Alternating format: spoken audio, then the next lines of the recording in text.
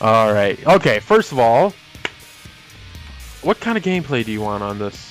Do you want your Oh gameplay? Do you want no, mine? I really don't mind. This is like your show. I'm just like coming in, just talking. So I like whatever you want to put in is fine by me. Like I really don't care. This is good. Good. Hopefully I won't scare anyone away.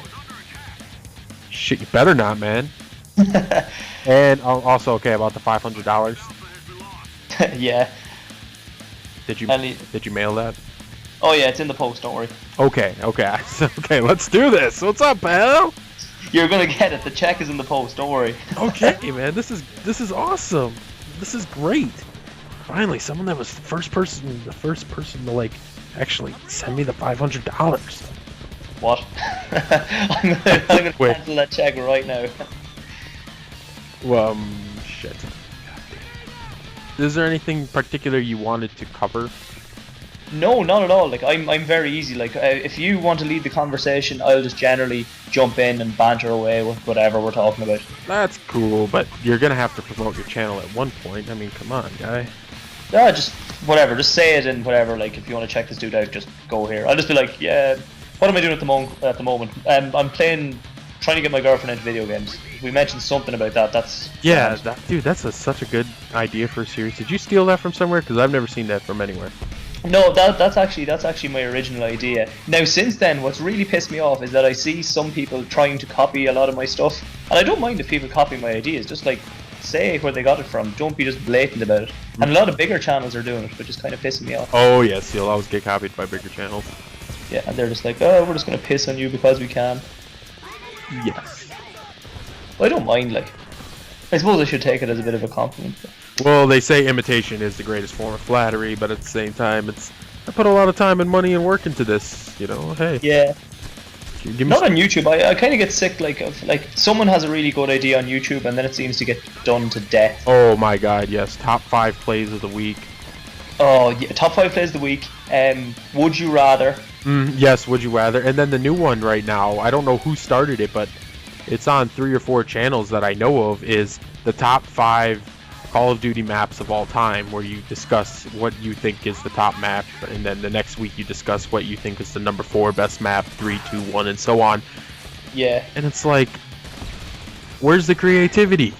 Yeah, exactly. Yeah, no, it's good. Like the first person will do it, and then people will look at it and go, "Oh, that's a really cool idea." But then you have like 200 people doing it, and you're just like, "Oh no, come on!" Like do something else. Or even I noticed, like, do you know Syndicate? Obviously, everyone knows Syndicate. Everyone knows Syndicate, yes. And I've noticed that like I'd be looking up random Minecraft videos, and even people have like called it like, just say some guy was called James, he'd call it the James Project or something like that. Like, you know, just use your own brain. Like, just don't. I don't know, stuff like that annoys me. Syndicate has got one hell of a following. I mean, Oh, he really does. people like him. They really like him. He's a funny guy. He's He's a hard not to like. Exactly. He's got such a sharp wit about him. Mm. I think what makes him even better is he's only been to America once, so we haven't spoiled him at all. So, Really? Yeah, exactly. He's only came once for the Machinima Gamer Awards. He came Oh, at the center. yeah. That was the He'll only probably- time he ever came here. He'll probably now, because like he's so heavily involved with Machinima and YouTube, he'll probably be spending a lot more time over there. Oh, very much so. Very much. Although the UK have their own branch now, so. Oh, it was a matter of time before that happened. Machinima's getting big. Yeah, it really is. Have you any ideas for what kind of gameplay you want to put over? Well, it depends usually what I edit out of it. Sometimes, like, if it goes long, then sometimes you're forced to use a Homefront gameplay, which means less views because people are like, Homefront, oh my god, I can't watch Homefront, it's not Call of Duty, you know. Do you know something? I was just about to say that to you. I really liked your last Homefront video. I was just about to say, please play more Homefront. Oh my god, yeah. Like, I'm starting to transition Homefront onto my channel, and eventually I wanted to have, if not more, but it's just as much Call of Duty and Homefront. I want it to be 50, because before, when I posted Homefront, that was the whole idea of the video, was it was, you know, you're taking a break from Call of Duty, and that's pretty much what the commentary is about every time. Now, I do normal commentary that I normally would do, you know, blah blah blah, and it can now be on a Homefront gameplay. Not a lot of people are saying, oh, this is Homefront, fuck it. In fact, a lot of people are now saying, hey, this is a cool game, where can I find it? Can I get it? Tell me more about it. Is it worth getting? Yeah. And do you know something? It's probably going to be a lot more successful now, because I played it when it first came out, and there was a lot of matchmaking issues and stuff like that have probably been sorted out. Yes, they have been sorted out, but at the same time, there's so few people playing it that I've been in lobbies from people literally all over the span of globe. I've been in the same lobby as someone from the UK, as someone from Australia at the same time, and it's like, whoa, this game this game really is stretching for for people to get onto those servers. And and there's lag. Oh my god, there's lag like that would put Modern Warfare 3 to shame, like how good the lag is, or how bad the lag is, however you want to look at it. I think it's important for a game like that, especially Homefront that was trying to break onto the scene, that like they needed to have all them kinks worked out when it was released, and then they might have kept a bigger audience. If you can't have a lackluster product going against something like Call of Duty, which is why I believe Electronic Arts, when they put out the beta for Battlefield 3, that was a great idea. It really, really was. Yeah, like the game, people got used to the game. It was a free game to play. And 2, they worked out a lot of bugs, because I think what they did at Electronic Arts, and I know I'm rambling here, is they basically said, they looked at Call of Duty and said, everything that's wrong with Call of Duty, let's try and do right. Yeah, exactly. I really agree with that. And even like I remember playing the beta for the first time for Battlefield, because I'm a Battlefield fanboy, and like it was pretty good for a beta, but there was an awful lot wrong with it. And what really impressed me was they actually listened to people and were like, okay, you tell us what's wrong and we'll go and fix it. And they really did, which is really, really impressive. Like I really like Battlefield, to be honest. Now there's still a lot of shit wrong with it, obviously, but oh yes, I honestly, the standards for people in their video games these days, a perfect game is almost impossible for what the people's standards want. At the same time, do people deserve to have a game with very little bugs and kinks in it? I think they do. For as much money as this consumer-driven market is creating for these companies, I believe that they deserve a game. Like, Modern Warfare 3 made Activision so much money. Did the consumers not deserve a good game in return?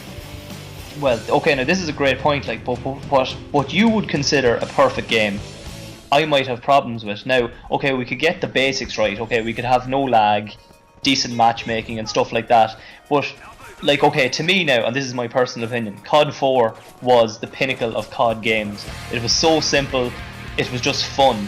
Whereas some of the new Call of Duty players might consider that boring, and they would prefer kill streaks and death streaks, and they kind of like the new jazzed up version.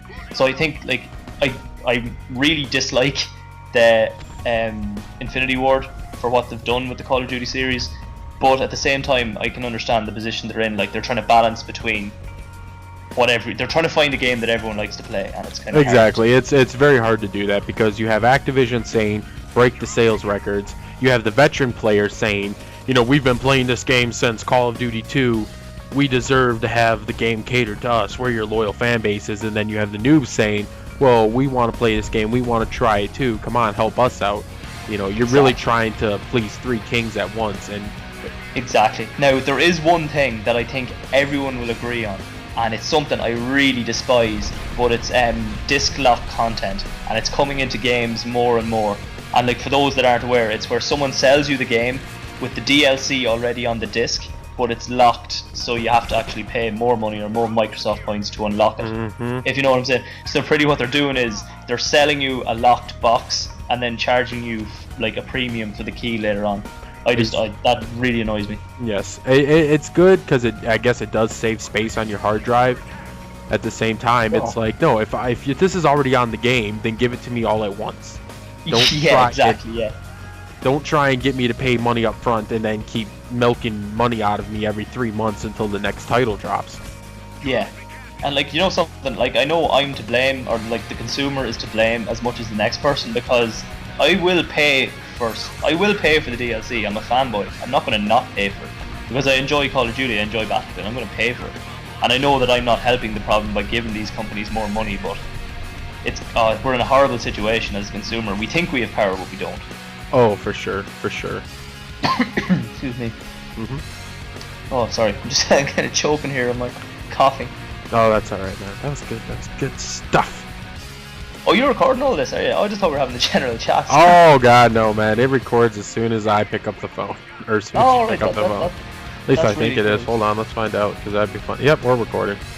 Alright, that's really cool. Yeah. We have some good stuff there, alright. Right? Because here's the thing. What happens if, like, okay, now I'm recording. Remember what you were just saying? Try and say that back with just as much enthusiasm and belief. No, I definitely couldn't. Like, I'll just like forget you're recording in a second, and we'll just go on. Exactly. You always forget it. That's how you do it.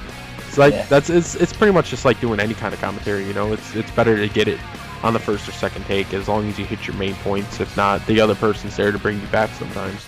Exactly. Actually, that's a point I tried to make. When I first started off doing commentaries, which is not that long ago, but we'll pretend it was a while ago, I used to do it where I do like maybe 5 sentences and stop the audio, and then do another 5 sentences and stop the audio, and then someone said to me, like, it sounds terrible when you do that. Even if you're stuck saying a load of and like you're kind of stuttering a bit, just let it run, because it'll sound a lot better when you put it all together, even if you're stuttering in small bits.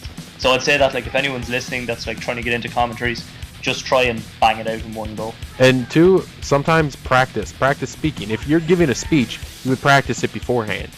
Oh, really? With a commentary, really? You know the points you want to make, but maybe practice it here and there, or at least practice it in your head, so when it comes time to actually spit it out into your microphone, because it could be a 5-minute commentary, and 2 minutes of that could be yeah, that's actually really true. I can't stand that. Oh, actually, now that you've said that it could be a 5-minute commentary, and when I was on about my pet peeves earlier on, and I've seen this a lot on YouTube lately, it's where, and I know you don't do it, and I try not to do it, it's say for example a commentary is 5 minutes long, and the guy giving the commentary or the girl giving the commentary will literally spend 4 minutes asking for likes, asking for subscribes, and giving shoutouts, and then you're like, where the fuck is the content? Like, what have I been listening to here for 5 minutes? Exactly. It's like, that can all be put in the description. If someone asks for a like, or maybe not so much a favorite, because, you know, let's face it, I think you should only favorite a video if it's truly your favorite and you plan on watching it again in the future. Yeah, I really agree with that. Or even, like, I have no problem with people asking for likes, but just at the end of your commentary, or even at the start of your commentary, it's not a big deal.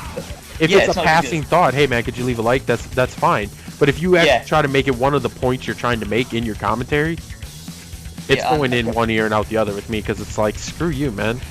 I was probably gonna like it anyways. Yeah, no, this is like the honest. This is like truthful here right now. If I've got to a video and it's 2 minutes in and the person is still talking about likes and subscribes, I generally just stop listening, like, because it's just, you've lost my attention, if you know what I'm saying. Oh yes. So, like, again, if anyone's listening out, one of my pet peeves, and I'm sure it's not just me, it's just concentrate on your content, and at the end just throw in, if you wouldn't mind leaving a like. Right. And that's all it should be. Exactly, because a commentary is interaction. I'm talking to you, I expect you to respond back. Let's have a back and forth conversation here. Here's my opinion, here's my thoughts, here's my views. Let's hear yours. Exactly. Now, here's my thoughts, here's okay, but who cares about that? Now, could you please like and favorite the video? Really commentator of any stature, people will send you a video. Hey, can you leave this video a like? Yeah. And you're like, well, I don't know if I like it yet. I want to see it first. I'll leave it a like if I like it. Their feed in either on YouTube, or you look at their feed, all the people they've tweeted to, they tweet the exact same message and link to everybody. Oh yeah. It's like, oh, I'm flattered. First you tweeted only Blade, and then you tweeted Woody's gamertag, then you tweeted me, and then you tweeted White Boy 7th Street. I am honored to be in such great company, but no, you're not even getting a like out of someone as small as me.